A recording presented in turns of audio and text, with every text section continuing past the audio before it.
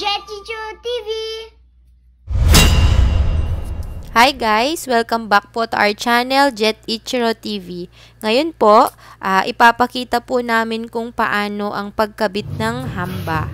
Ilalagay din po namin lahat yung mga nagastos namin doon sa hamba at saka pintuan.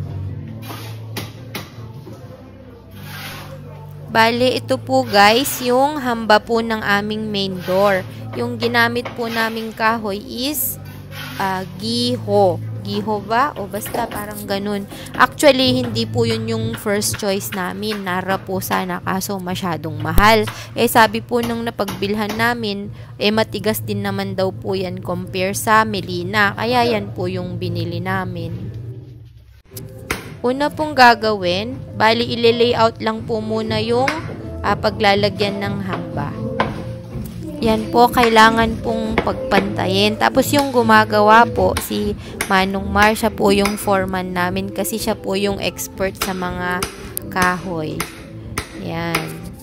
Ganyan po muna. Bali tingnan nyo po, pinapantay niya. Tapos gumamit din po siya ng hulog po ba yung tawag dun?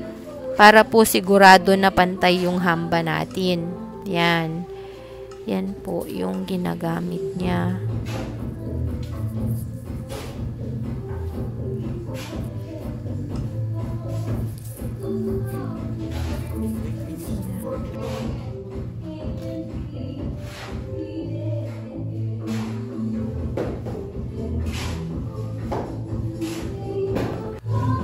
Ayan po, sinusukat po niya yung pintuan namin. Bali, ang taas po kasi nung magiging pintuan namin is 210. Tapos yung lapad po niya is 90 centimeters. Ayan, bali, ayun na po yung ano namin hamba. Ikakabit na lang po. Sinusukat na lang po muna niya. Ayan. Ayan po. Bali, yung hamba na to, guys, ang bili po namin is 2,500 po. Hamba pa lang po yun. Tapos, yung pinto po niya is 8,000 something, I think. O, tama. 8,000 po. Sakto. Ayan. Matigas po siya, guys. Yung giwo na kahoy, matigas din po siya.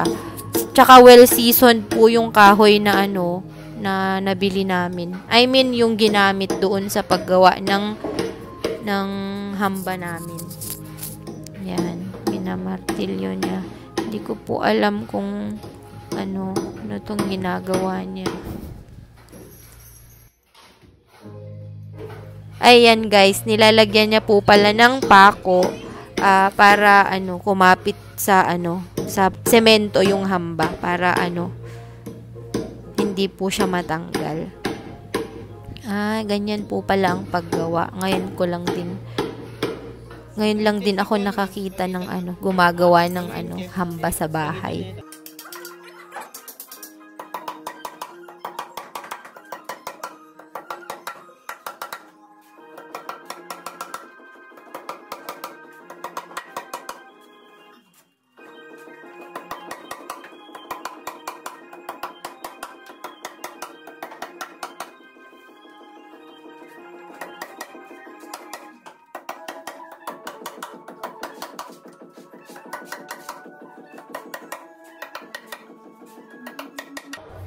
Madaming pako din po pala talaga ang kailangan. Parang napuno po lahat yung hamba sa side.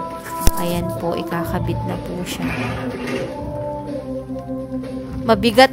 Guys, pansin nyo, dalawa po talaga yung nagbubuhat ng hamba. Kasi mabigat po talaga siya. Mabigat po tsaka matigas.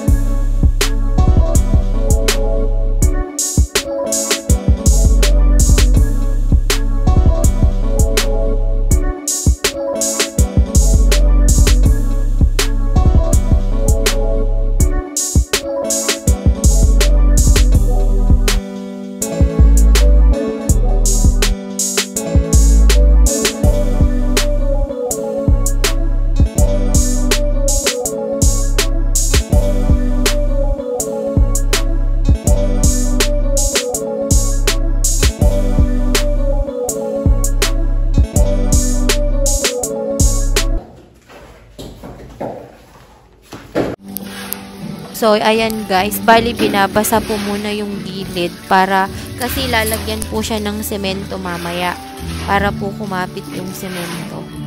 Ayan. Tapos, ayan na po, tatapalan na po siya.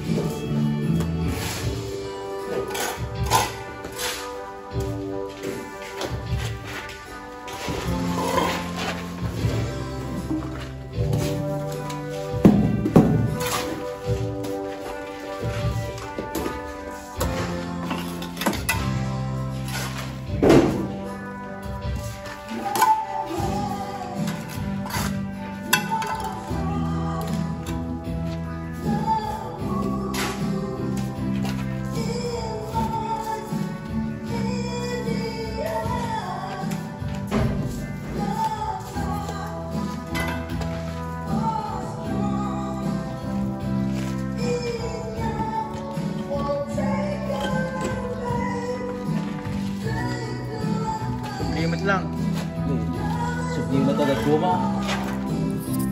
So, ayan guys, nilalagyan din po niya yung ng bato po yata, or ng hollow blocks yan, yung mga tira-tirang hollow blocks, para po siguro mabilis matuyo yung semento, kasi pangit po pag purong-purong semento, baka mag fall off, kaya bigyan po siya ng mga matitigas para kumapit siya.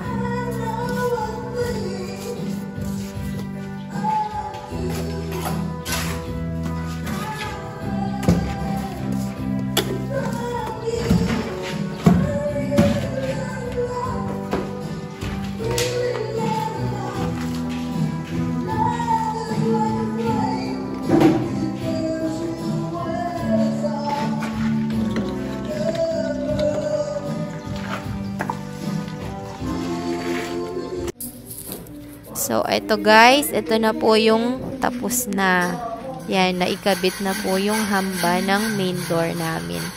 Yan, tapos na rin po siyang napalitadahan sa gilid. Yan po. Yan. Ito po yung loob. Dito po yung loob. Yan.